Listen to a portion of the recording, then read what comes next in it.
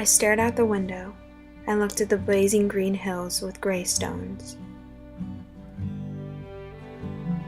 My mom looked back at me from the front seat of our family's minivan and reached for my hand.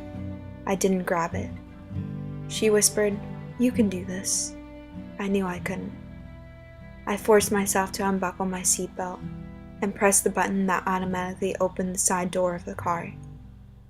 My mom helped me out of the car, and we walked slowly up the green hills, and I looked at all the names written on the gray stones. People began to congregate outside the church. They all talked softly.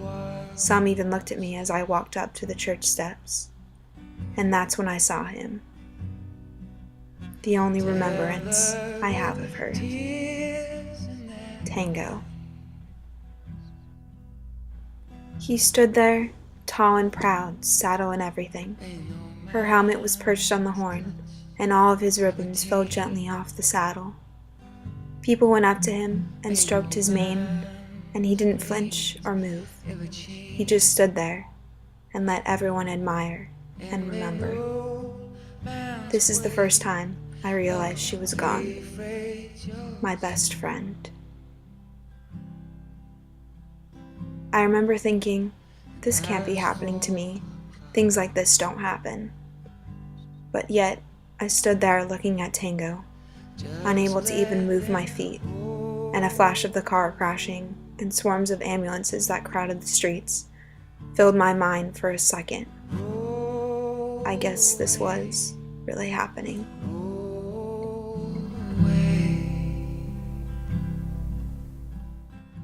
I went up to Tango and stared into his dark brown eyes.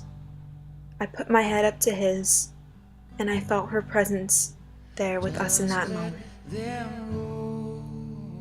I touched Tango's face one more time and walked away back to my car.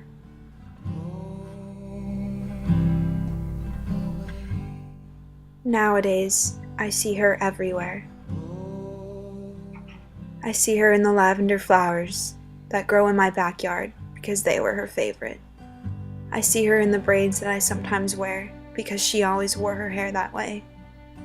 But most of all, I see her in the horses that walk on the trail above my house because that's who she was. I remember her inviting me over to her house to ride horses and our late nights watching our favorite TV show. There is never a moment that goes by when I don't think about her and what we never got to experience together. Now, she's just a memory of what was and what should have been.